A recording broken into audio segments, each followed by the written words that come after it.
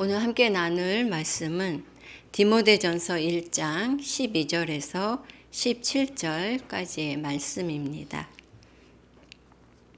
디모데전서 1장 12절에서 17절까지 말씀 한 절씩 교독하시고 17절 함께 읽겠습니다. 나를 능하게 하신 그리스도 예수 우리 주께 내가 감사함은 나를 충성되이 여겨 내게 직분을 맡기심이니 내가 전에는 비방자요 박해자요 폭행자였으나 도리어 긍휼을 입은 것은 내가 믿지 아니할 때에 알지 못하고 행하였음이라. 우리 주의 은혜가 그리스도 예수 안에 있는 믿음과 사랑과 함께 넘치도록 풍성하였도다.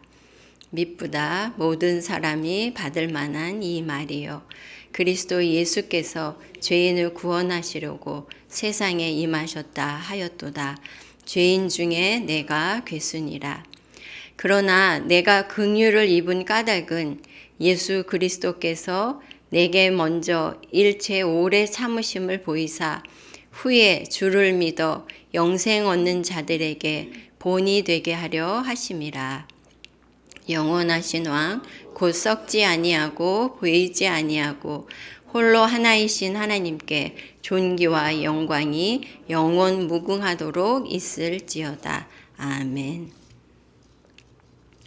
네, 특별 새벽 기도회로 새벽마다 기도의 자리로 나오시느라고 수고를 많이 하시는데 또 이 시간 수요 기도회 시간에도 힘내어 함께 해주셔서 감사합니다.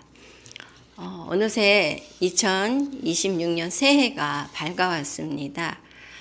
사실 이 2026년 새해는 늘 우리가 해마다 맞이하긴 하지만 아직 아무도 살아보지 않은 새로운 한 해를 하나님께서 우리에게 선물로 주신 것이죠. 마치 눈이 소복히 내려서 아무도 걸어가지 않은 그 길을 한 발자국 한 발자국 걸어가듯이 이 새해에도 그렇게 아름다운 발자국을 남기며 저와 여러분이 복된 한 해를 보냈으면 좋겠습니다. 이렇듯 우리가 새해가 되면 한 해를 설계하면서 가슴이 설레기도 하지요. 개인적으로도 여러 가지 계획들을 세우셨겠지만 어느 목장은 우리 2026년은 우리 목장 가족 한 사람도 빠짐없이 성경 통독 완독합시다. 이렇게 계획을 함께 세우고 열기가 뜨거운 그런 목장도 있더라고요. 이렇게 우리가 기대와 소망으로 가슴이 설렐 수도 있지만 그러나 우리가 새해를 맞이하면서 기대감만 있는 것은 아니지요. 올 한 해는 또 어떤 일들이 있을지, 무탈하게 내가 맡은 일들을 잘 해낼 수 있을지 이렇게 한편으로 염려와 또 두려움도 있는 것이 사실입니다. 그러면 이제 새해의 출발선에서 우리는 어떤 마음으로 한 해를 시작해야 할까요? 바울이 디모데에게 전한 말씀을 통해서 함께 살펴보고자 합니다. 새 출발을 하는 우리의 마음가짐, 그 첫째는 하나님의 은혜에 감사하는 마음입니다. 12절 14절 함께 읽어볼까요? 나를 능하게 하신 그리스도 예수 우리 주께 내가 감사함은 나를 충성되이 여겨 내게 직분을 맡기심이니 내가 전에는 비방자요 박해자요 폭행자였으나 도리어 긍휼을 입은 것은 내가 믿지 아니할 때에 알지 못하고 행하였음이라. 우리 주의 은혜가 그리스도 예수 안에 있는 믿음과 사랑과 함께 넘치도록 풍성하였도다. 오늘 본문은 바울이 에베소 교회의 목회를 시작하는 아들과 같은 디모데에게 보내는 서신입니다. 본문에서 바울은 자기의 영적인 아들 디모데가 이 목회를 시작하니까 어떤 말들을 하고 싶었겠습니까? 지금까지 교회를 섬기면서 깨달았던 또 배웠던 그런 목회 비법, 그런 지혜들을 나누고 싶지 않았겠습니까? 그런데 그런 내용을 지금 기록하고 있지 않지요. 오히려 자신의 과거의 잘못, 그리고 하나님께서 베풀어 주신 은혜에 대해서 이야기하고 있습니다. 왜 그럴까요? 지금 디모데의 마음이 어떠한가를 잘 알기 때문입니다. 젊은 목회자 디모데는 바울이 사역했던 여러 교회 가운데 가장 오래 사역했던 교회가 바로 에베소 교회입니다. 그 에베소 교회에서 바울의 뒤를 이어서 이제 목회를 시작하게 된 것이죠. 그러니 얼마나 자신의 연소함과 부족함이 느껴지고 그 마음이 위축이 되었겠습니까? 또한 에베소 교회에는 그 율법주의에 아주 무장된 사람들이 많이 있었는데요. 그래서 교회 안에 그런 논쟁들도 있었습니다. 이렇듯 에베소 교회가 직면한 문제들 앞에서 그는 또한 큰 두려움과 부담도 많이 느꼈을 것 같습니다. 이러한 디모데의 마음을 잘 아는 바울은 디모데야, 나를 봐. 나는 과거에 예수님을 비방했고 교회를 박해했고 또 성도들에게 폭행도 마다하지 않았잖아. 그랬던 내가 이렇게 사도가 된 것은 그건 나의 능력이 아니야. 오직 하나님의 은혜였지. 그 은혜가 나에게 넘치도록 풍성했는데 바로 그 은혜가 너와도 반드시 함께 할 것이야. 이렇게 격려를 하고 있습니다. 이 말은 마치 이제 새해를 시작하는 저와 여러분에게도 주는 격려의 말씀이라는 생각이 듭니다.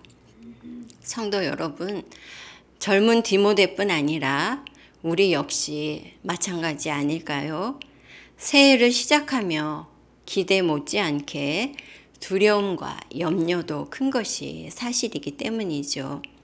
더구나 2026년은 많은 사람들이 전망하기를 AI와 또 지식산업 이것들이 확산되면서 개인이나 국가는 위기와 기회를 함께 갖게 되었다는 것입니다. 그래서 이 위기를 기회로 삼을 수 있다면 우리의 2026년이 밝을 수 있겠지만 그렇게 하지 못한다면 어두운 해가 될 것이라는 거죠. 또한 올해는 어느 해보다도 굉장히 급속한 변화가 있을 것이라고 합니다. 그 중심에 등장하고 있는 게 AI라고 하지요. 우리나라도 희망적인 메시지보다는 어둡고 우울한 전망이 더 있는 것을 우리가 피부로 느끼고 있습니다. 이렇듯 예측할 수 없는 변화 속에서 우리 성도들은 무엇을 붙잡고 이 새해를 시작해야 할까요? 바울의 고백처럼 지금까지 우리를 인도하신 하나님의 은혜입니다 라고 우리도 고백해야 하겠습니다. 하나님의 은혜는 과거에 있었던 그런 사건일 뿐 아니라 우리의 미래를 책임져 주시겠다는 하나님의 약속이기도 한 것입니다. 과거에 혹은 지난 세월 동안 내가 겪었던 고비들과 어려움이 적지 않았지만 그때마다 하나님의 베풀어 주신 크고 풍성한 은혜들이 있었지 않습니까? 그것은 과거의 사건으로 끝나는 것이 아니라 다가올 우리의 이 새해에도 그 하나님의 은혜가 우리와 함께 할 것이라는 그러한 약속이기도 한 것이죠. 그러므로 새해를 맞이하는 우리에게 진정한 소망이 있다면 그것은 우리의 굳은 결심이나 각오가 아니라 바로 하나님의 은혜인 것입니다. 성도 여러분, 새해를 시작하면서 우리는 먼저 하나님의 은혜를 기억해야 하겠습니다.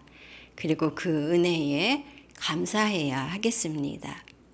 지금까지 인도하신 그 하나님의 은혜가 2026년 새해도 우리와 함께 할 것입니다. 하나님의 은혜에 우리의 소망을 두고 이 새해를 시작하는 그런 저와 여러분 되시기 바랍니다. 새 출발을 하는 마음가짐에 대해서 나누고 있는데요. 첫째는 하나님의 은혜를 기억하고 감사하는 마음으로 시작하자고 했습니다. 그리고 이제 둘째는 과거에 매이지 않는 마음입니다. 15절 말씀입니다. 함께 읽겠습니다. 미쁘다 모든 사람이 받을 만한 이 말이요. 그리스도 예수께서 죄인을 구원하시려고 세상에 임하셨다 하였도다. 죄인 중에 내가 괴순이라. 바울은 지금 디모데에게 복음을 다시 한번 명료하게 정리해서 선포하고 있습니다. 복음은 바로 예수 그리스도께서 죄인을 구원하기 위해 이 세상에 오셨다는 소식입니다. 이 복음이 가장 필요했던 사람이 바로 바울이었습니다. 왜냐하면 바울이 고백하듯이 죄인 중에 내가 괴수다. 바로 바울 자신이 그와 같다는 거죠. 바울은 교회를 핍박했고 그리스도인들을 죽음으로 내몰았던 사람이죠. 말 그대로 죄인 중에 우두머리라고 할 수 있겠습니다. 그의 이러한 표현은 그렇게 과장된 거 아닌 것 같습니다. 바울이 자기 자신이 이전에 했던 일들을 돌아보면 정말 교회를 위해서 했던 일들이 하나하나 떠오를 때마다 얼마나 그가 힘들었겠습니까? 정말 자신이 죄인 중에 괴수라는 고백은 그의 가슴 깊은 곳에서 우러나오는 고백이었을 것 같습니다. 그런데 그런 바울에게도 예수님께서 찾아오셨지요. 그래서 바울을 용서하시고 변화시키시고 그리고 사명도 주셨습니다. 바울은 예수 그리스도의 복음으로 죄의 용서를 받은 것뿐 아니라 자신의 과거로부터도 벗어날 수 있었습니다. 그는 복음의 능력으로 과거의 허물로 인한 죄책감과 정죄로부터도 자유하게 되었습니다. 여러분 로마서 6장, 7장, 8장을 우리가 자세히 보면요. 바울도 이러한 죄책감, 정죄감에 굉장히 힘들었었구나 하는 것을 알 수가 있습니다. 그 문제로 참으로 그가 오래도록 씨름을 했던 것 같습니다. 그런데 그 과거의 죄책감과 정죄로부터 그는 복음의 능력으로 자유를 얻게 되었습니다. 그뿐 아니라 그는 그의 과업으로부터도 자유했던 것이죠. 바울이 말했듯이 나는 어느 사도보다도 가장 많이 수고했다. 누구보다 복음을 위해 고난을 받았다라고 말하지만 자신의 한 일들을 그는 자랑하기보다 그 모든 것이 하나님의 은혜임을 알았고 하나님의 은혜라고 고백함으로써 과거로부터 자유하고 있는 것입니다. 그래서 바울이 뭐라고 이야기합니까? 나는 오직 한 일, 즉 뒤에 있는 것은 잊어버리고 앞에 있는 것을 잡으려고 표대를 향해서 그리스도 예수 안에서 하나님이 위해서 부르신 부름의 상을 위해서 달려가노라라고 말하고 있는 것입니다. 그가 과거에 매여 있었다면 어떻게 하나님의 그 부르심을 향해 달려갈 수 있었겠습니까? 과거에 매여서 삶을 소비하고 허비할 수도 있었겠지요. 그러나 그 과거에서 벗어나고 자유할 수 있었기 때문에 그의 삶을 소모하지 않고 사명의 길을 계속 달려간 것입니다. 사랑하는 성도 여러분, 우리도 마찬가지이죠. 과거에 매여서 오늘을 소모하는 일이 적지 않은 것이 사실입니다.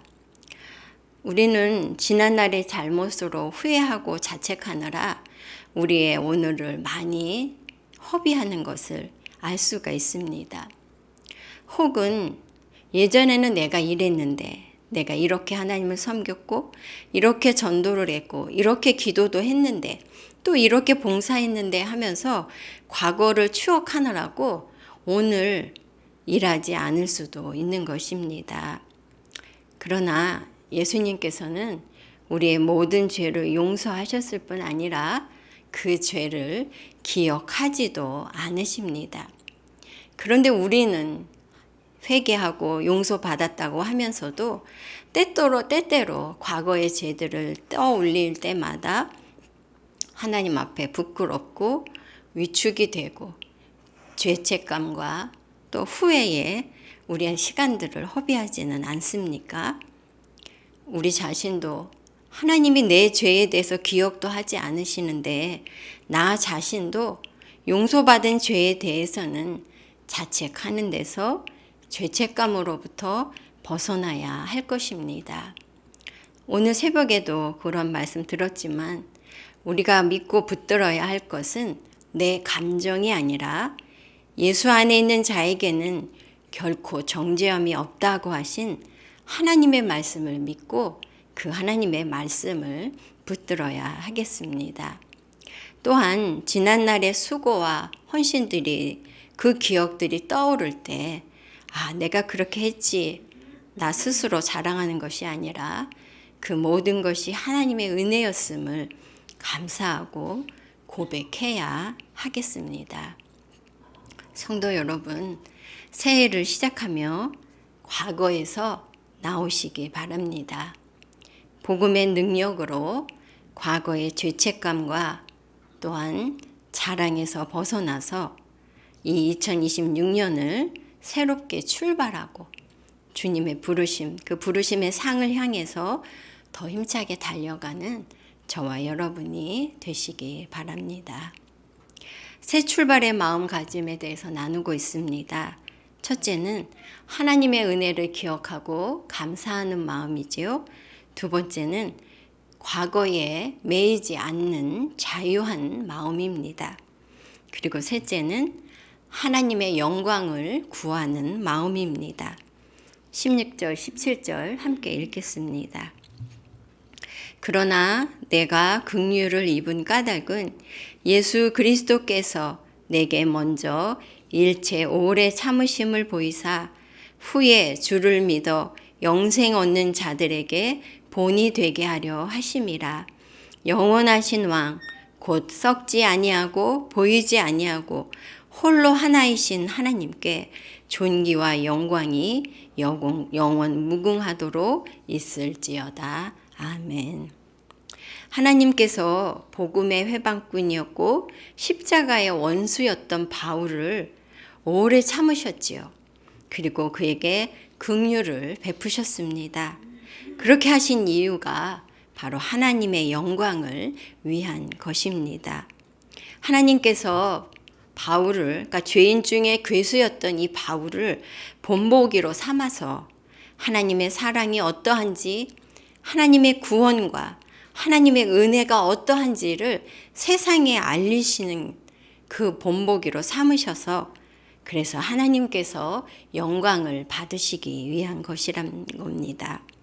사랑하는 성도 여러분, 하나님께서 바울을 통해 영광을 받으셨듯이 저와 여러분을 통해서도 영광을 받으시기를 원하십니다.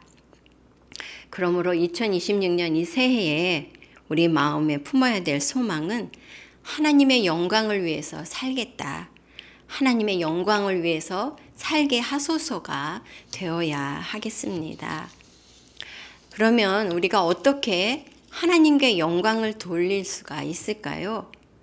하나님께 영광을 돌리는 것이 그렇게 커다란 성공이나 혹은 눈에 띄는 대단한 일이어야 할까요? 그렇지 않다는 겁니다.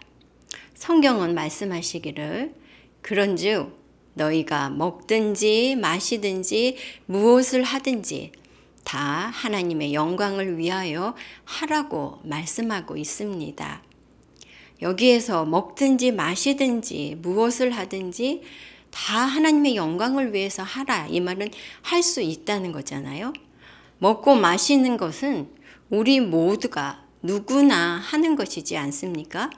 또 이것은 일상에서 우리가 늘 하는 것입니다. 그러므로 성도는 그 누구라도 예외 없이 하나님의 영광을 위해서 살아야 하는 것이죠.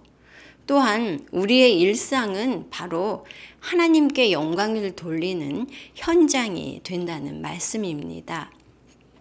그러므로 어떤 특별한 날, 특별한 장소만이 아닌 우리의 모든 일상이 하나님의 영광을 위한 하나님을 드러내는 광고판이 되어야 하겠습니다.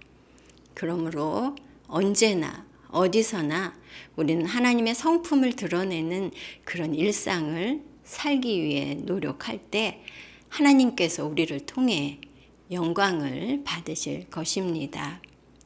어떤 분이 간증하는 걸 들었는데 그런 말씀을 하시더라고요. 새해 소원이 뭡니까? 이렇게 사회자가 물으니까 저의 새해 소원은 내가 하고 싶은 것을 내가 하고 싶은 대로 다 하는데 그게 다 하나님의 영광이 되면 좋겠습니다. 이렇게 이야기하더라고요. 무슨 말입니까? 자기 마음속에 하고 싶은 대로 다 하며 사는데 그게 하나님의 영광이 다 되면 좋겠다는 겁니다. 어떻게 하면 그렇게 될 수 있을까요? 성령 충만해야겠죠. 우리 마음에 소원하는 것, 원하는 것, 갈구하는 이 모든 것들이 하나님의 마음과 일치되는 그런 상태라면, 정말 성령으로 우리가 충만하다면 내가 하고 싶은 걸 내가 하고 싶은 대로 다 하면서도 그게 하나님의 영광을 드러내지 않을까. 굉장히 야무지고 큰 소원인 것 같지만 우리도 한번 생각해 봐야 할 소원인 것 같더라고요. 얼마 전에 우리 교회에 새가족 한 분이 등록을 하셨어요. 그런데 이분이 교회에 오셔서 등록하게 된 동기를 말씀하시는데 이렇게 말씀하셨어요. 우리 샘물교회의 한 장로님이 본인의 친구시랍니다. 그런데 본인은 교회를 안 다녔고 또 신이 있다고 믿지도 않았는데 그 친구를 보면서, 그 삶을 보면서 참 다르게 사는 그 삶이 감동이 되었다고 합니다. 그래서 내 친구가, 이 교회의 장로인 내 친구가 믿는 그 하나님은 도대체 어떤 분일까? 교회는 또 어떤 곳일까? 이렇게 궁금한 마음이 생기고 알고 싶어져서 그래서 우리 교회에 오셨다는 그런 이야기를 하셨습니다. 너무 감사한 일 아니겠습니까? 또 어떤 분은 자기 직장에서 그 자기 상관 중에 처음 보는 순간부터 너무 표정이 밝고 따스하고 너무 그 인상이 좋더랍니다. 그래서 관심을 가지고 눈여겨보다 보니까 그분이 예수를 믿는다는 걸 알게 됐습니다. 그래서 이분이 어느 날 제가 당신을 따라서 교회에 가면 안 될까요? 이렇게 해서 교회의 첫 발을 내디디게 되었다고 하는 그런 이야기도 들었습니다. 사실 우리 샘물교회는요, 종종 새가족 등록을 받다가 보면 저희 아파트 앞집에 사시는 분이 계신데 그분의 삶을 보면서 혹은 그분을 보면서 교회에 오고 싶은 마음이 생겼습니다. 이런 이야기, 혹은 같은 반 학부모인 어떤 분이 샘물교회 교인이신데 그분이 교회 가자는 그 말을 듣고 저분의 권유라면 내가 가야겠다. 이렇게 감동과 감화를 받아서 또 어떤 그런 선한 영향을 받아서 또 그 삶의 모습을 보고 샘물교회 등록하는 분들이 계신 것을 볼 수가 있습니다. 또 어떤 분은 그런 이야기를 하더라고요. 자신이 직장에서 점심시간마다 정말 손을 모으고 기도를 하기 때문에 직장에 있는 모든 사람들이 자기가 예수님을 믿는다는 걸 안다는 거죠.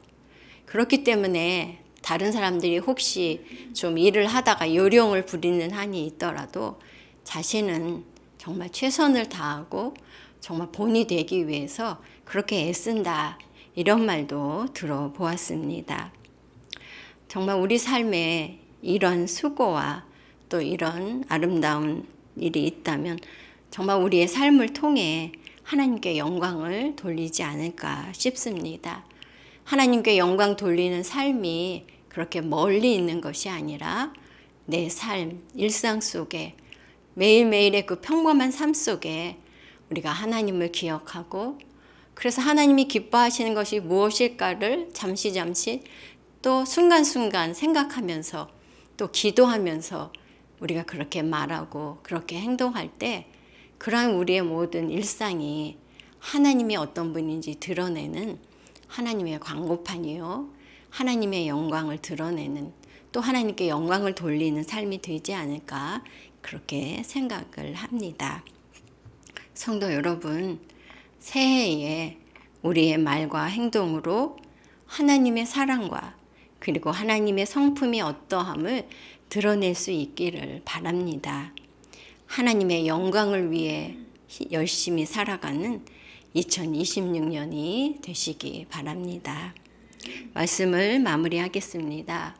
성도 여러분, 하나님께서 우리에게 허락하신 2026년 새해가 밝아왔습니다.